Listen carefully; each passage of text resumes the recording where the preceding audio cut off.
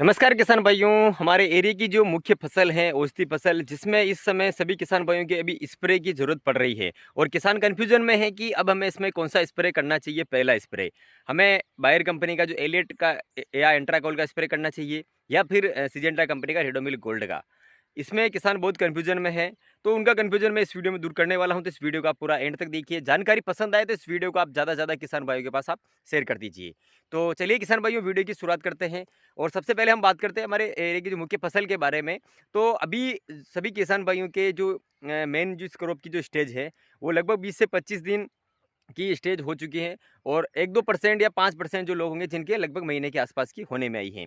और अगर किसान भाइयों के बहुत से के अभी ज़्यादा बारिश की वजह से उसमें डबल सोइंग भी करनी पड़ी, तो अभी तक वो जर्मिनेशन भी नहीं हुई होगी। लेकिन जिन किसान भाइयों के बड़ी हो चुकी है और अभी जो अब ज़्यादा बारिश के कारण अभी इसमें कुछ जैसे कि डाउनी का भी अटैक हल्का सा देखने को मिल रहा है, जिसमें पत्तों के पीछे आपको काले धब्बे दिखाई दे रहे होंगे और पौधा ग्रोथ नहीं कर पा रहा है, उसमें पीलापन भी आपको देखने को मिल रहा होगा। और अब आप चाह रहे हैं कि इसमें हमें एक फंगीसाइड का स्प्रे हमें करना है, तो हमें कौन सा करें।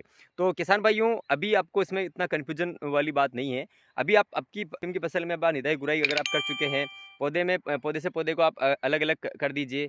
और उसके बाद अगर आपको इसमें लग रहा है कि अब इसमें आपके गलन की समस्या आ रही है, तो आप जो चाहे तो जो बायर कंपनी का जो एलियट या एंट्राकोल का जो कॉम्बिनेशन लेके आप इसमें स्प्रे कर सकते हैं। और अगर आपने पहले एलियट एंट्राकोल का स्प्रे कर दिया है, तो आप बाद में रिडोमिल गोल्ड का स्प्रे आप ले सकते हैं। और अगर आपने रिडोमिल गोल्ड का आपने अगर स्प्रे कर दिया है, तो आप एलियट एंट्राकोल का आप स्प्रे कर सकते हैं। इसमें आप इतना कन्फ्यूजन वाली बात नहीं है। आप दोनों में से किसी का भी प्रयोग कर सकते हैं। लेकिन अगर आपकी समस्या ज़्यादा है, अगर आपके गलन की समस्या ज़्यादा है, तो आप एलियट और एंट्राकोल का कॉम्बिनेशन अगर आप लेओगे, तो इसका रिजल्ट आपको अच्छा देखने को मिलेगा। क्योंकि एंट्राकोल जिंक बेस आता है, जो पौधे में थोड़ी ग्रीननेस भी बनाता है।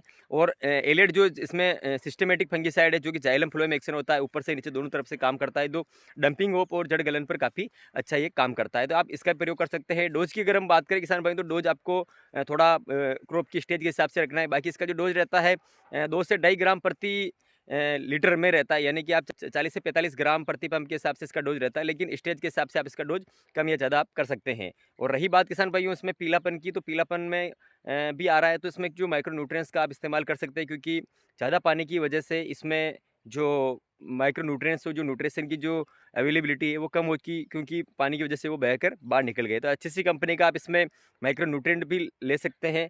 और रही बात कीटनाशक की, किसान भाइयों कीटनाशक की, तो बहुत से किसानों के मेरे पास कॉल भी आया कि हमें इसके साथ में जो कीटनाशक मिला रहे थे गोल फट रहा है। तो आप कीटनाशक का इस्तेमाल अगर आपकी फसल में अगर ज़रूरत नहीं पड़ रही है, तो नहीं करें। इसके साथ में मिला करके तो उसका रिजल्ट, एक तो आपको फंगीसाइड का रिजल्ट भी अच्छा मिलेगा। और अगर आपको लग रही है तो कीटनाशक आप सेब स्प्रे आप कर सकते हैं, तो आपका फंगीसाइड का रिजल्ट भी आपको उससे दबेगा नहीं। तो किसान भाइयों, इसका आप थोड़ा ध्यान रखें और ये जानकारी आप ज़्यादा से ज़्यादा किसान भाइयों के पास आप शेयर करें। तो किसान भाइयों, ये थी जानकारी एलियट का या करे स्प्रे पहला या रिडोमिल गोल्ड का। तो ये आप समझ चुके होंगे। और इसी तरह की खेती से जुड़ी और सारी इस औषधि फसल की शुरू से लगा के लास्ट तक की जानकारी के लिए आप हमारे इस चैनल को सब्सक्राइब करके बेल आइकन को प्रेस कर दीजिए। मैं आपको इसकी पूरी अपडेट देता रहूँगा। और इसके बाद मैं एक और वीडियो आपको लेकर के आऊँगा, जिसमें आपको आपके ज़मीन में कौन सा डोज देना है, पूरा उसके बारे में मैं आपको बताने वाला हूँ। तो इस चैनल को सब्सक्राइब कर लीजिए।